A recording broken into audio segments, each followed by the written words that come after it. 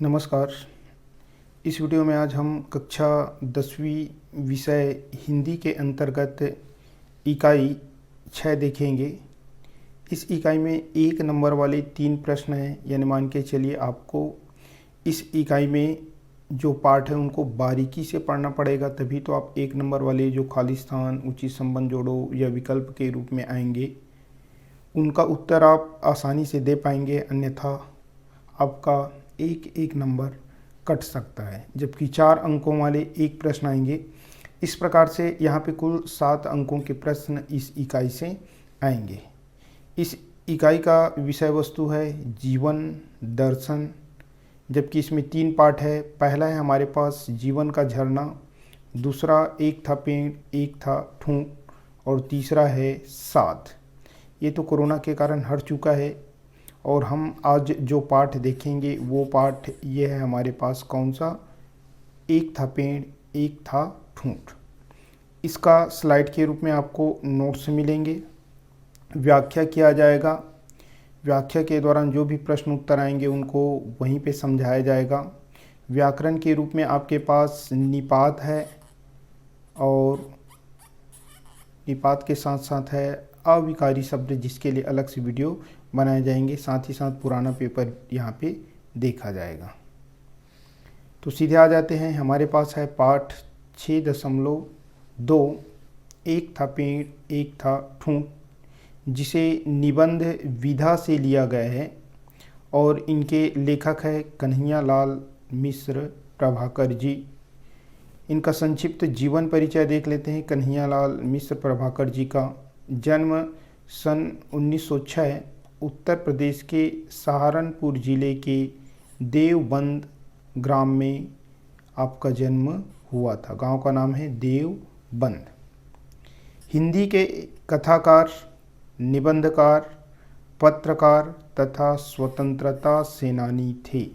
ये कथाकार भी थे, यानी कहानी भी लिखते थे, निबंध भी लिखते थे, पत्रकारिता के क्षेत्र में अपना योगदान दिया भी करते थे। साथ ही साथ हमारे देश की आज़ादी के लिए जो आंदोलन चला, यानी भारत की स्वाधीनता आंदोलन में इन्होंने बढ़ चढ़कर हिस्सा लिया, जिसके कारण से इनको कई बार जेल भी जाना पड़ा था।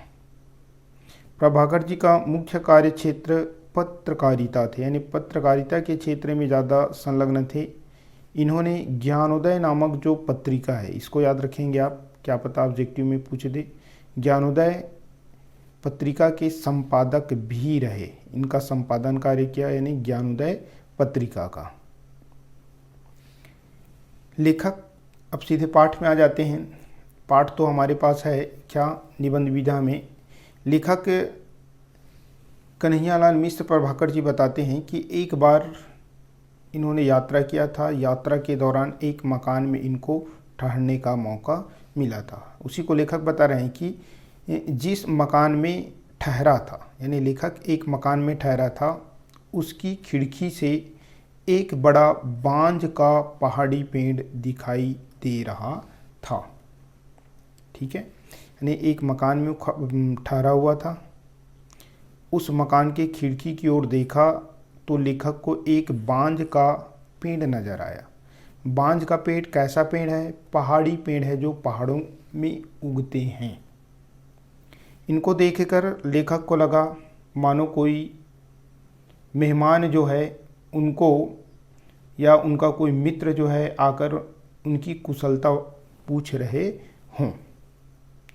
लेखक पलंग पर बैठकर बांज के हरे भरे पेड़ को सांप की तरह झूमता देख रहा था।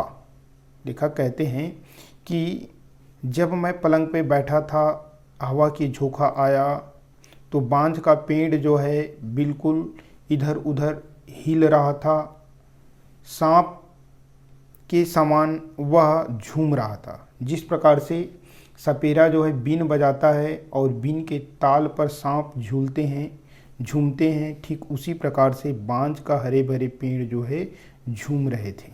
किसके तरह झूम रहे थे? सांप की तरह झूम रहे थे। बांज का पेड़ हिल रहा था, झुक रहा था। इसके ज़मीन का ऊपरी वाला भाग भी हिल रहा था, झुक रहा था, लेकिन उनका जड़ स्थिर रहता है। यहाँ पे लेखक कहते हैं कि जब वो बांज के पेड़ को देखा, पहले तो पलंग में बैठकर देखा खिड़की के माध्यम से कि वह हवा के झोंके आने पर हिल रहा था और झुक रहा था। एक बार उन्होंने देखा जब तेज हवा की झोंका चला तो वो बांज का पेड़ पूरी तरह से ज़मीन में लिपट गया, हिल रहा था, झूल रहा था। लेखक को जब पलंग से दिखाई नहीं दिया तो वो जो है आगे खिड़की के पास जाके खड़ा हो गया। खिड़की के पास जाके जब उन्होंने खड़े होकर देखा तो वो एकदम ज़मीन पर लिपट गया था, यानी पेड़ का ऊपरी भाग हिल रहा था, झूल रहा था, ज़मीन से लिपट रहा था, लेकिन जो पेड़ का अंदर का भाग है, वो जड़ है, वो कैसा है, स्थिर है, ना तो वो हिल रहा था और ना ही झुक रहा था। अब उसी समय लेखक को एक और नए वृक्ष नज़र आते हैं, यानी बांज पेड़ के काफ़ी नीचाई में एक और पेड़ था। वो पेड़ का क्या था, ठूंठ। ठूंठ को हम क्या कह सकते हैं, मुर्दा वृक्ष, सूखा वृक्ष या वृक्ष के कंकाल भी कह सकते हैं, यानी वृक्ष का कंकाल। 3 नाम दे सकते हैं, मुर्दा वृक्ष, सूखा वृक्ष, वृक्ष का कंकाल। और जैसे ही इस संसार के सभी लोगों को एक दिन उसी के समान होना है। अब लेखक की नज़र, यानी लेखक जब पहली बार देखा, ये भी प्रश्न में बनाया जा सकता है, लेखक ने पहली बार देखा, ऑप्शन में देगा बांज का पेड़, ठूंठ, इनमें से दोनों या इनमें से कोई नहीं। तो वहाँ पे आपको याद रखना है, लेखक पहली नज़र में ने पहली बार क्या देखा, बांज का पेड़ को देखा। फिर दूसरी बार जब वो खिड़की के पास गया तो ठूंठ को भी देखा। दोनों एक दूसरे के समीप थे और समीप होने के कारण स्पष्ट रूप से लेखक की नज़र उन दोनों के ऊपर पड़ रहे थे। लेखक देख रहा था कि बांज का जो पहाड़ी पेड़ है वह हिल रहा, झुक रहा है, यानी हिल भी रहा है, साथ ही साथ वो झुक भी रहा है। यानी हिलना और झुकना अर्थात परिस्थितियों से समझौता करना। और जो हिलेगा, झूलेगा और परिस्थिति से समझौता करेगा वो एक प्रकार से जीवन का चिन्ह है। किसका चिन्ह है, जीवन का चिन्ह है। इधर ठूंठ के बारे में लेखक सोचता है, ठूंठ ना तो हिल रहा है ना झुक रहा है। जीवन की स्थिरता, दृढ़ता का प्रतीक है, यानी कह सकते हैं कि ठूंठ एक प्रकार से जीवन की स्थिरता यानी जीवन का स्थिर हो जाना या दृढ़ता यानी दृढ़ हो जाना इनका चिन्ह है, इनका प्रतीक है। और दृढ़ता, स्थिरता एक प्रकार से विनाश का चिन्ह माना जाता है। अब यहाँ पे वो सोचता है उदाहरण के रूप में कि जिस प्रकार से वीर पुरुष होते हैं, अर्थात वो सोचता है कि वीर पुरुष ऐसे होते हैं जो ना तो हिलता है और ना ही झूलता है। तो ये ठूंठ को एक प्रकार से शुरू में तो लेखक ये सोचता है कि वीर पुरुष भी ऐसे ही होते हैं, वो ना तो हिलता है और ना ही झुकता है। फिर वो सोचता है कि यदि ना वो हिल रहा है ना ही झुक रहा है, स्थिर है और दृढ़ है, तो उसमें जीवन कहाँ है। यह तो मुर्दा पेड़ है, यह तो मुर्दा पेड़ है, अर्थात हिलता झुकता नहीं, वह वीर नहीं हो सकता, बल्कि क्या है, जड़ है। शुरू में तो बोल दिया कि ना हिलना ना झुकना यानी जीवन की स्थिरता का, दृढ़ता का प्रतीक चिन्ह है। उदाहरण स्वरूप में वीर पुरुषों को लेता है जो ना तो हिलता है ना तो झुकता है, अपने इरादे पे दृढ़ रहता है। फिर वो सोचता है कि जीवन कहाँ, यानी ना तो वो झुक रहा है ना तो हिल रहा है, तो उसमें तो जीवन नहीं, वो तो मुर्दा पेड़ के समान है। हिलता झूलता नहीं, वह वीर नहीं हो सकता। वो एक प्रकार से क्या है, जड़ है। वीर कौन हो सकते हैं, तो यहाँ पे बताने का प्रयास किया पुनः ठूंठ के माध्यम से लेखक कि ठूंठ यानी यहाँ पे ठूठ के माध्यम से बता रहे हैं कि जीवन में, यानी जिस व्यक्ति के जीवन में समझौता नहीं, समन्वय नहीं, सामंजस्य नहीं, वह जीवन कहाँ है। यानी जो व्यक्ति समझौता नहीं करेगा, समन्वय नहीं करेगा, एक दूसरे से सामंजस्य स्थापित नहीं करेगा, उसके अंदर जीवन कहाँ है। वह तो जीवन की जड़ता है, जीवित रहते हुए भी जड़ता के समान है, एक स्थान पर स्थिर रहने के समान है। उदाहरण वो बता रहा है, लेखक क्या बता रहा है, जिस प्रकार से ठूंठ अर्थात ठूंठ का उदाहरण देता है, ठीक है। दूसरा उदाहरण देता है किसका, पहाड़ का शिखर जो स्थिर रहता है, ना तो किसी से समझौता करता है, ना समन्वय करता है, और ना ही किसी के साथ सामंजस्य स्थापित करता है। प्राचीन काल में या अर्थात अतीत में इसी का उदाहरण देता है, जैसे रावण और हिरण्यकश्यप। ये अतीत में अहंकारी मानव थे। यानी हमारे धार्मिक ग्रंथों में रावण के बारे में, हिरण्यकश्यप के बारे में आप सुने होंगे, पढ़े होंगे, देखे होंगे, जो बेहद ही अहंकारी था। अपने मत के लिए, अपने अहंकार के लिए स्वयं को नष्ट हो जाना उन्हें पसंद था, लेकिन किसी के सामने झुकना उन्हें पसंद नहीं था। इसी प्रकार से वर्तमान समय में अगर हम देखें तो हमारे पास एक है हिटलर और दूसरा है स्टालिन। ये दोनों जो है तानाशाह है, जो केवल और केवल अपने मतों को मानते हैं, जिसे आज की भाषा में डिक्टेटरी या अधिनायकता कहा जाता है।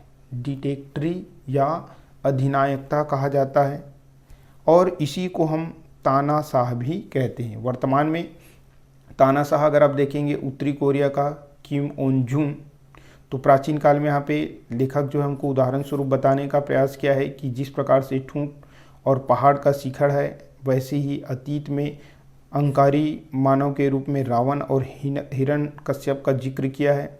वर्तमान में हिटलर और स्टालिन के बारे में बताया है। ये जर्मनी का तानाशाह हिटलर वही है जिसके कारण से द्वितीय विश्व युद्ध हुआ था। इसी को आज की भाषा में डिक्टेटरी या अधिनायकता कहा जाता है। यही एक प्रकार से तानाशाह है, और तानाशाह के द्वारा जो कार्य किया जाता है वो एक प्रकार से तानाशाही कहलाएगा। तो यहाँ पे प्रश्न बनता है, प्रश्न क्रमांक 4, तानाशाही क्या है। तानाशाह की जीवन शैली कैसी होती है, अपने शब्दों में लिखिए। जब मनुष्य परिस्थितियों से समझौता नहीं करता, लाभ हानि की परवाह किए बिना केवल अपने विचार को ही प्रधानता देता है, तानाशाही कहलाता है। यानी कहने का अर्थ क्या है कि जब मनुष्य जो है परिस्थितियों से कोई समझौता नहीं करता, लाभ हानि का परवाह किए बिना केवल अपने विचार को ही प्रधानता देता है, इसी को बोला जाता है क्या, तानाशाही। तानाशाह की जीवन शैली, तानाशाह जो लोग होते हैं उनका जीवन शैली कैसा होता है, निरंकुश होता है। रावण, हिरण्यकश्यप, हिटलर, स्टालिन ऐसे ही व्यक्तित्व थे जिनके जीवन में समन्वय के लिए कोई स्थान न था। वे अपनी मतों के लिए आइडियल थे, केवल और केवल अपने मत को मानते थे। यानी वो जो बोल दिया वही सही है, कोई कुछ भी बोले उसको मानने वाले नहीं थे। तो यहाँ पे आपको समझ में आ गया, जो परिस्थितियों से समझौता नहीं करते, केवल अपने विचार को ही प्राधान्यता देते हैं, ऐसे कार्य करना ही क्या है, तानाशाही है। तानाशाही लोग क्या होते हैं, निरंकुश होते हैं। उदाहरण स्वरूप रावण, हिरण्यकश्यप, हिटलर, स्टालिन ऐसे व्यक्तित्व थे जिसके जीवन में किसी भी प्रकार से समझौता के लिए कोई स्थान नहीं था, समन्वय के लिए कोई स्थान नहीं था। वह केवल अपने ही मत पर अड़े हुए थे। आगे बढ़ते हैं। प्रश्न क्रमांक 2 भी एक है हमारे पास आपकी बुक के आधार पे। बांझ के हरे भरे पेड़ और ठूठ के माध्यम से लेखक क्या कहना चाहता है।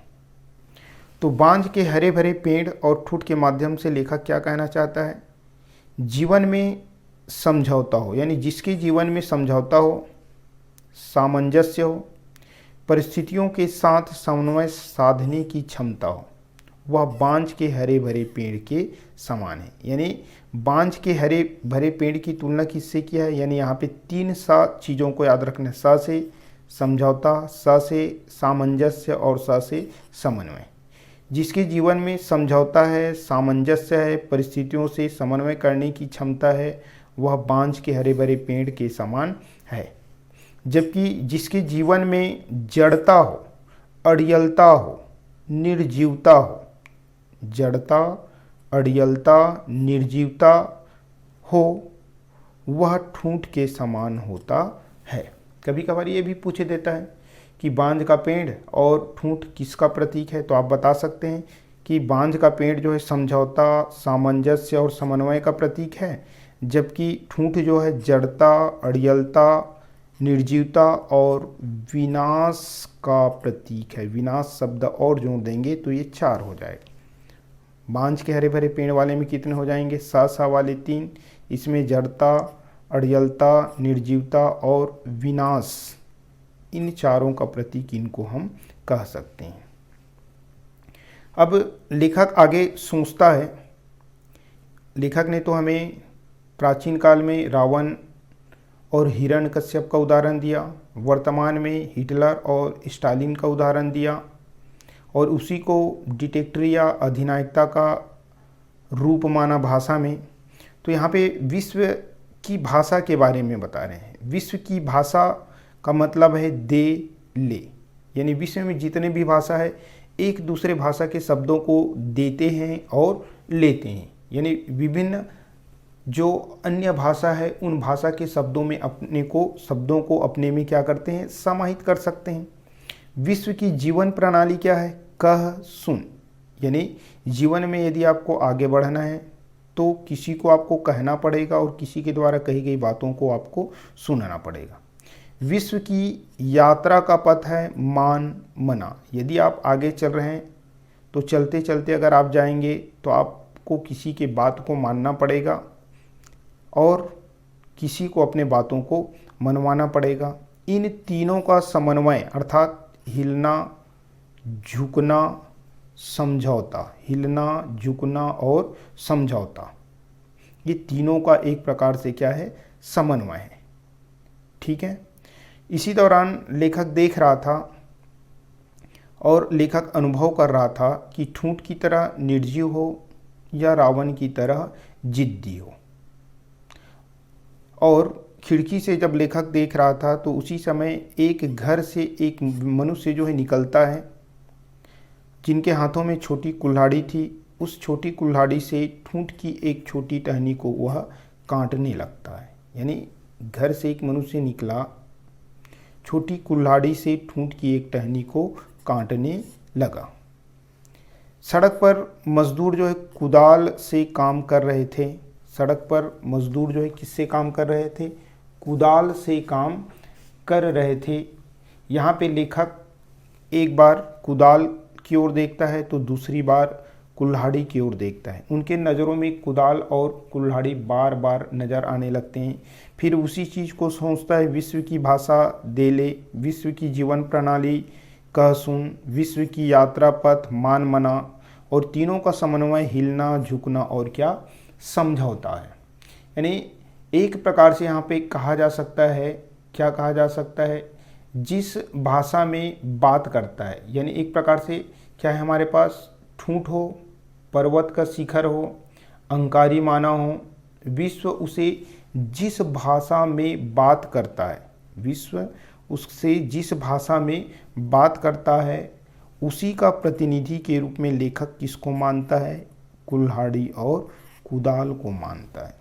यानी जितने भी ठूंठ के समान हो, पर्वत के शिखर के समान अड़ीले हो, अहंकारी माना हो, ये सभी जिस भाषा में बात करता है उसी भाषा का प्रतिनिधि के रूप में लेखक किसको मानता है? कुल्हाड़ी और कुदाल को मानता है। यहाँ पे आगे है जीवन की चरितार्थता।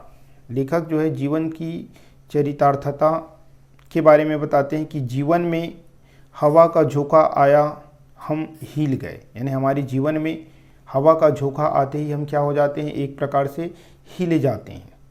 जीवन में संघर्ष का झटका आया, हम झुक गए।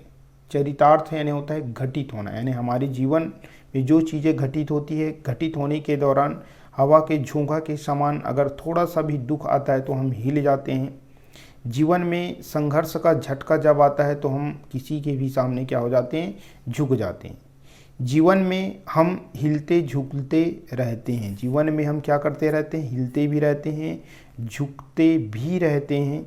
जीवन की स्थिरता, दृढ़ता नकली सत्य है। हमारे जीवन में ना तो स्थिरता आ सकता है और ना ही दृढ़ता आ सकती। पूर्णतः ये एक प्रकार से नकली सत्य है। जीवन की वास्तविक कृतार्थता, जीवन की वास्तविक कृतार्थता यानी किसी पर उपकार करना। कृतार्थ यानी होता है किसी पर उपकार करना, यानी हमारे जीवन की जो वास्तविक कृतार्थता क्या है, न हिलना न झुकना ही, यानी दृढ़ रहना। हमारा जीवन जो है किसी पर उपकार कब करेगा, जब हम ना तो हिलेंगे ना तो झुकेंगे, यानी हम दृढ़ ही रहेंगे। हमारा जीवन वृक्ष की तरह होना चाहिए।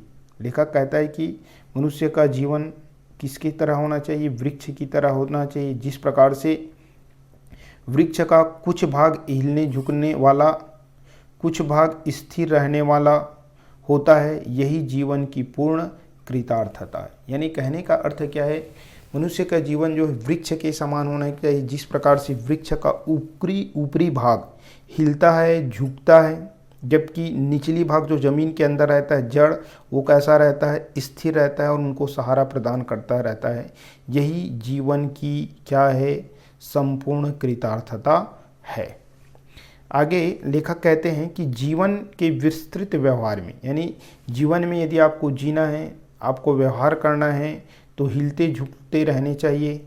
आपके अंदर समन्वयवादी होना चाहिए, यानी दूसरों के साथ समन्वय स्थापित करने का गुण होना चाहिए, तभी आप जीवन में आगे बढ़ सकते हैं। सत्य के सिद्धांत के प्रश्न पर, यानी कोई सत्य चीज़ है उसी के सिद्धांत पे यदि हम अड़ना चाहते हैं, हम स्थिर रहें, दृढ़ रहें और टूट भले ही जाए पर हिले नहीं, समझौता करे नहीं।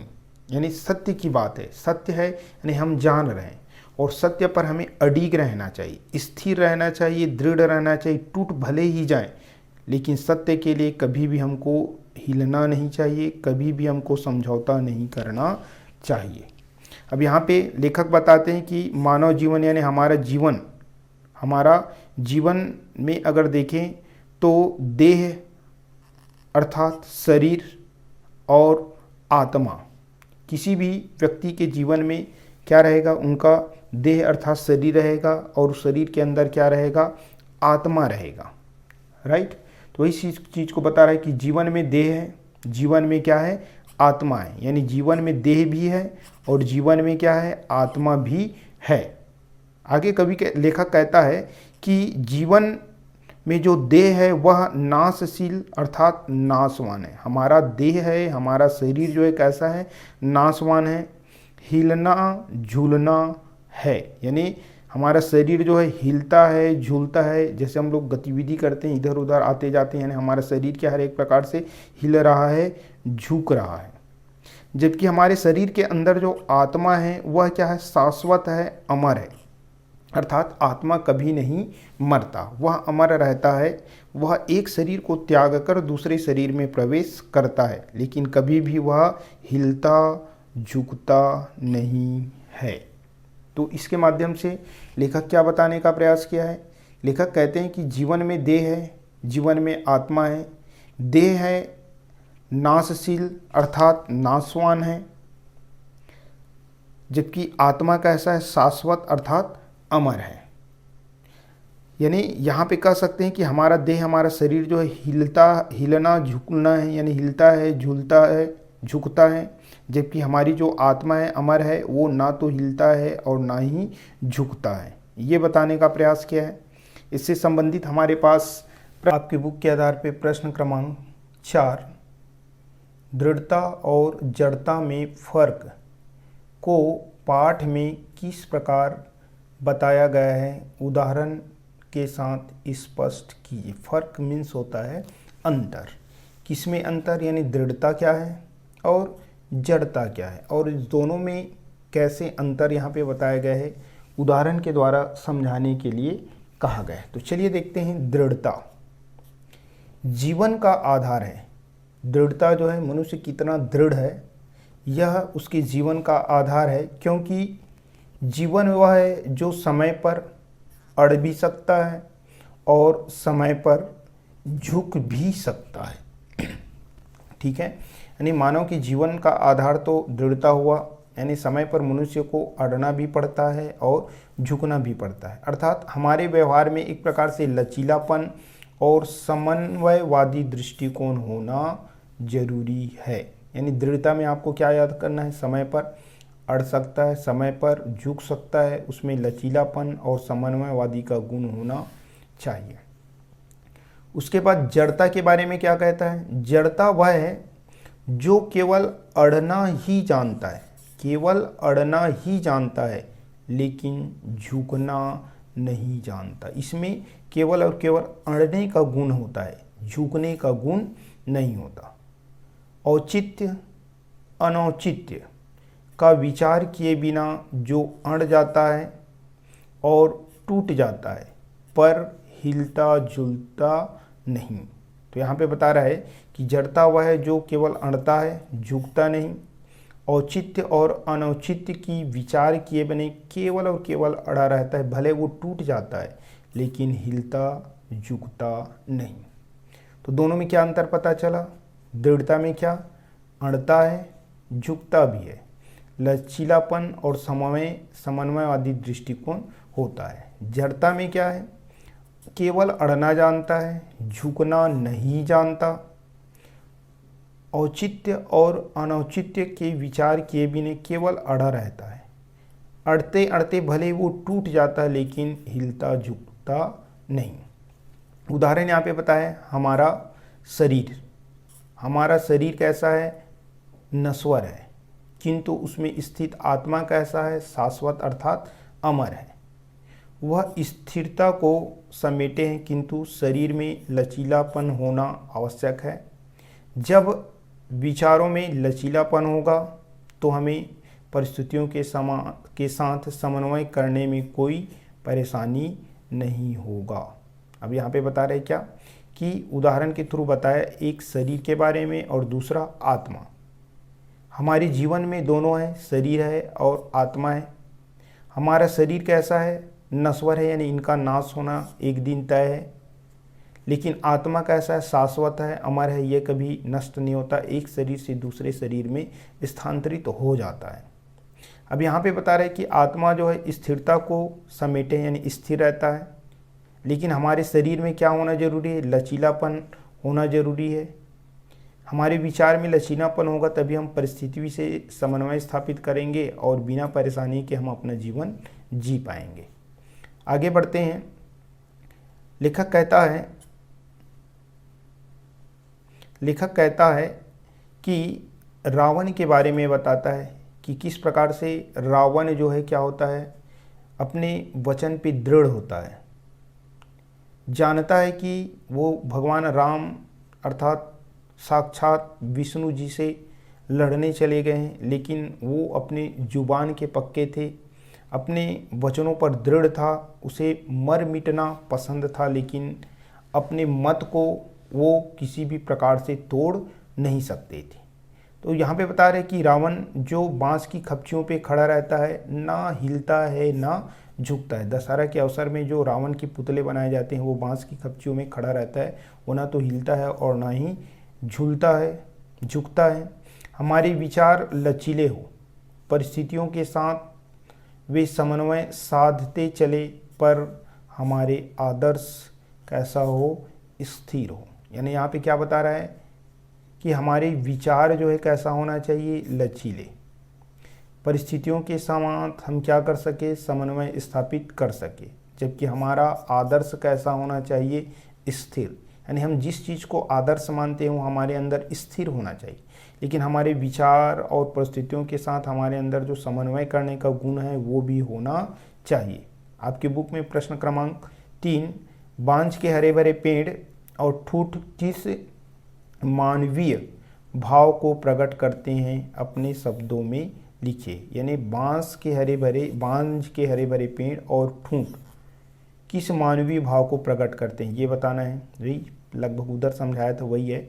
बांझ के हरे भरे पेड़ और ठूठ में मानवीय भाव को प्रकट करते हैं कि हमारे विचार लचीले हो, परिस्थितियों के साथ वे समन्वय साधते चले, पर हमारे आदर्श स्थिर हो। हमारा आधार दृढ़ होना चाहिए, पर जीवन के प्रति हमारा जो दृष्टिकोण समन्वयवादी होना चाहिए। यानी यहाँ पे क्या बताने का प्रयास किया, दोनों में क्या भाव प्रकट किया कि हमारे विचार लचीले हो, परिस्थितियों के साथ हम समन्वय स्थापित कर सकें, साध सकें, पर हमारे जो आदर्श हैं वो स्थिर होना चाहिए, स्थिर होना चाहिए।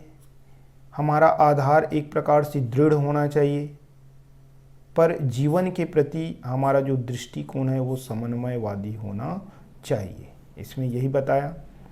प्रश्न क्रमांक आपके बुक के आधार पे 2, हमारे विचार लचीले और समन्वयवादी क्यों होना चाहिए। यानी यहाँ पे बार बार जिक्र हुआ है कि विचार जो है लचीले और समन्वयवादी होना चाहिए, तो क्यों होना चाहिए, ऐसे करके लेखक ने यहाँ पे प्रश्न पूछा है।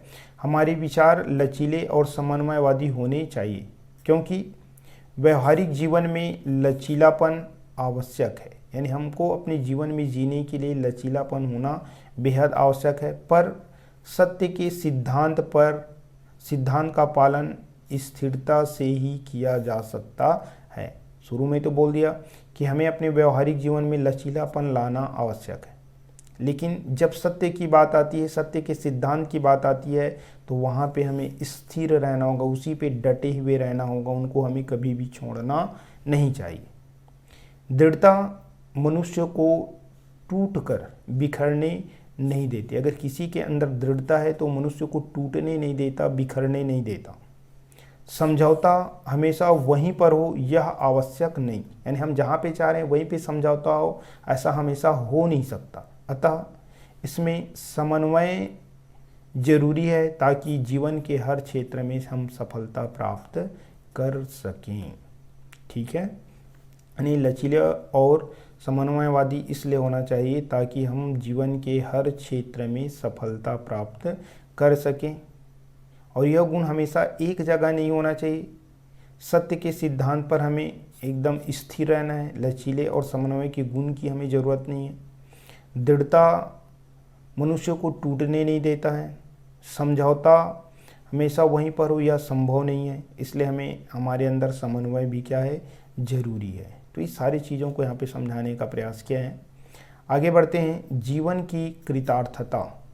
कृतार्थ यानी होता है किसी पर उपकार करना।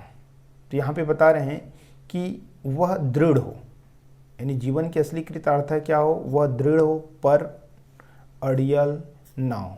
यानी जीवन में यदि आपको किसी के ऊपर उपकार करना है तो कैसा होना चाहिए, आपका व्यवहार दृढ़ होना चाहिए लेकिन अड़ियल नहीं होना चाहिए। अब दोनों के बारे में बता रहे हैं। औचित्य के लिए, सत्य के लिए टूट जाता है पर हिलता झुकता नहीं। यानी दृढ़ वह व्यक्ति है जो औचित्य के लिए, दृढ़ वह व्यक्ति है जो औचित्य के लिए क्या हो जाता है, टूट जाता है। सत्य के लिए टूट जाता है पर हिलता झुकता नहीं। यानी सत्य के लिए टूट जाओ तो भी अच्छा है, ठीक है, लेकिन हिलना झुलना नहीं है। अड़ियलता के बारे में बताते हैं। अड़ियलता क्या है, अड़ियलपन क्या है, औचित्य और अनौचित्य, समय असमय का विचार किए बिना ही अड़ जाना।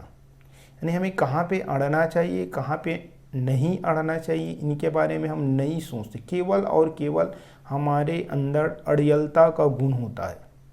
केवल और केवल अड़ जाते हैं और अड़ने के कारण अंततः क्या हो जाते हैं, टूट जाते हैं, लेकिन हिलता झुकता नहीं। ये एक प्रकार से क्या है, अड़ियलता है। ठीक है। दृढ़ यानी कहाँ पे दृढ़ होना है अपने को, सत्य। सत्य के लिए हम टूट जाएंगे पर हिलेंगे झुकेंगे नहीं। अड़ियलता का मतलब क्या है, औचित्य अनौचित्य, समय असमय का विचार किए बने केवल और केवल अड़ जाना, अड़ कर ही रहना। भले वो टूट जाता है लेकिन हिलता झुकता नहीं है। ये अड़ियलता की निशानी है। उसके बाद है जीवन वह है जो समय पर अड़ भी सकता है और झुक भी सकता है। यानी जीवन में हमें दोनों चीज़ों को लेके चलना पड़ेगा। समय आने पर हमको अड़ना भी पड़ सकता है और झुकना भी पड़ सकता है। ठूठ वह है जो समय पर अड़ ही सकता है, झुक नहीं सकता, क्योंकि ठूठ है, सूखा है, लकड़ी का सूखा चीज़ है। लकड़ी अगर सूखा है तो उसको यदि आप मोड़ने का प्रयास करोगे, मुड़ेगा नहीं, ज़्यादा मोड़ोगे तो वो टूट जाता है। लेकिन जो कच्चा लकड़ी रहता है उनको यदि आप क्या करोगे, मोड़ने का प्रयास करोगे तो वो थोड़ा बहुत झुक जाता है, मुड़ जाता है, लेकिन टूटने की संभावना काफ़ी देर बाद होता है। तो वही बोला है कि जीवन में जो समय पर अड़ जाता है, झुक जाता है, वही एक प्रकार से वास्तविक जीवन है। ठूठ वह है जो समय पर केवल अड़ता है, झुकता नहीं है।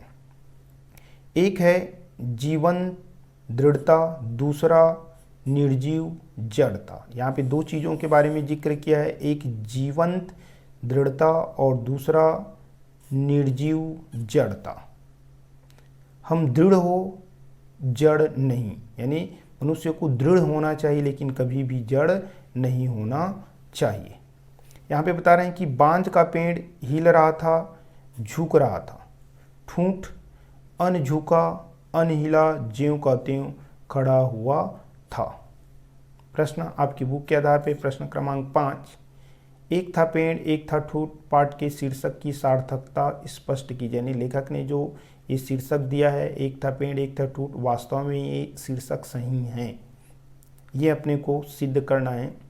एक था पेड़ एक था ठूंठ पाठ में लेखक ने मनुष्य के स्वभाव की तुलना बांज के हरे भरे पेड़ और ठूंठ से की है। यानी मनुष्य का व्यवहार जो है बांज के हरे भरे पेड़ और ठूंठ के समान होता है। इनको उदाहरण के माध्यम से लेखक ने बहुत ही अच्छे ढंग से समझाने का प्रयास किया है। मनुष्य के विचार बांज शब्द है, यहाँ पे बांज भी बोल सकते, बांस भी बोल सकते हैं, बांस के पेड़ के समान होने चाहिए। यानी बांज के पेड़ के समान होना चाहिए। विचार जो है उसमें लचीलापन और परिस्थितियों के साथ समन्वय करने की क्षमता होनी चाहिए। हमारे निर्णय जीवन में जीवंता, दृढ़ता, विषम परिस्थितियों में भी जड़ों के समान डटे रहने की शक्ति होनी चाहिए, तभी जीवन पूर्णता को प्राप्त होगा। यानी शुरू में बता दिया, दोनों में तुलना किया है। अब यहाँ पे बांज के जो पेड़ है उसके बारे में बता रहे हैं कि हमारा विचार जो है बांज के पेड़ के समान होना चाहिए, जिस प्रकार से वो लचीला होता है, परिस्थितियों के समान समन्वय कर लेता है, यानी मौका पड़ने पर वो झुक जाता है और हिल जाता है, हिल भी जाता है, झुक भी जाता है। वैसे हमारे निर्णय भी होना चाहिए। दो चीज़ों को यहाँ पे देखेंगे, एक विचार के बारे में बता रहे, दूसरा निर्णय। वैसे हमारा निर्णय जो जीवंत, दृढ़ता, विषम परिस्थितियों में भी जड़ों के समान होना चाहिए, जिस प्रकार से बांज के जो जड़ है वो जड़ कैसा रहता है, स्थिर रहता है। वैसे ही हमारे निर्णय, जो हम निर्णय ले लें उस पर हमें भी स्थिर होना चाहिए, तभी हम अपने जीवन को पूर्णता प्राप्त करा पाएंगे। अब आते हैं ठूंठ के बारे में। ठूंठ कैसा होता है? निर्जीव, जड़ता और विनाश का प्रतीक है। ठूंठ जो है निर्जीव, जड़ता, अड़ियलता और विनाश का प्रतीक है भी बोल सकते हैं। जीवन में जो व्यक्ति बिना सोचे समझे परंपरागत आदर्शों, सिद्धांतों पर अड़े रहते हैं, उनका जीवन निरर्थक है। केवल सिद्धांत और आदर्श के लिए अगर वो अड़ा रहेगा, समझौता करने का प्रयास नहीं करेगा, झुकने का प्रयास नहीं करेंगे, तो ऐसे व्यक्ति का जीवन निरर्थक है। इस प्रकार लेखक मनुष्य के विचारों की दृढ़ता व लचीलेपन की बात करते हुए जीवन व्यवहार की सत्यता को सिद्ध करते हैं। अर्थात कह सकते हैं कि यहाँ पे पाठ की जो शीर्षक है वो इस पाठ के अनुकूल है। अब हमारे पास है अन्य वाले प्रश्न में, प्रश्न क्रमांक 2, आज की परिस्थितियों में एक आदर्श व्यक्ति की जीवन की क्या विशेषताएं हो सकती है, लिखिए। जो आदर्श व्यक्ति है, समाज में है, हमारे आसपास जो भी आदर्श व्यक्ति है, उनके जीवन की क्या क्या विशेषताएं होनी चाहिए। आज की परिस्थितियों में एक आदर्श व्यक्ति के जीवन की निम्नलिखित विशेषता होनी चाहिए। पहला, समन्वयवादी विचारधारा, यानी उनके अंदर समन्वय करने की गुण होना चाहिए, सबको साथ लेकर चलने की, सबकी बात सुनने का गुण होना चाहिए। दूसरा, सत्य की पहचान दृढ़ता से करने की क्षमता, यानी सत्य को की पहचान वो दृढ़ता के साथ कर सके। वैचारिक दृढ़ता, उनके विचारों में दृढ़ता होना चाहिए। परोपकारी व नम्र होना चाहिए। व्यवहार लचीला एवं सामंजस्य स्थापित करने वाला होना चाहिए।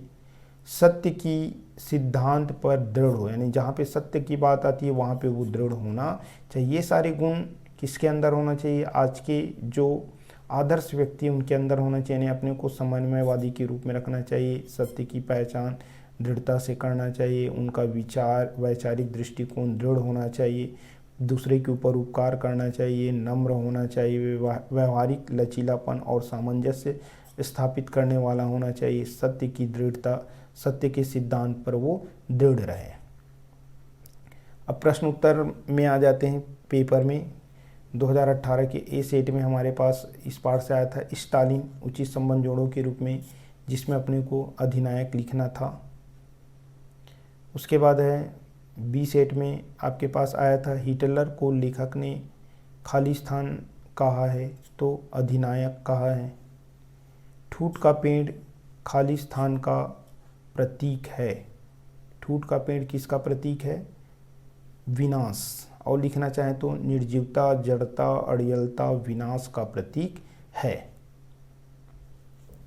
उसके बाद है ठूठ का पेड़, इसमें हमारे पास उचित संबंध जोड़ों में आया था तो क्या लिखना था? निर्जीवता।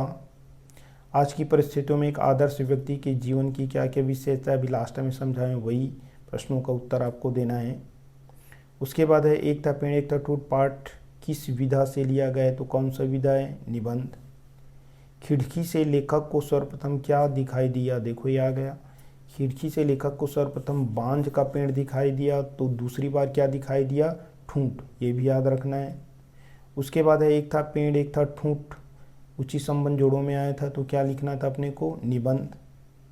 दृढ़ता और जड़ता में फर्क यानी अंतर को पाठ में किस प्रकार बताए गए हैं? उदाहरण के माध्यम से बताइए।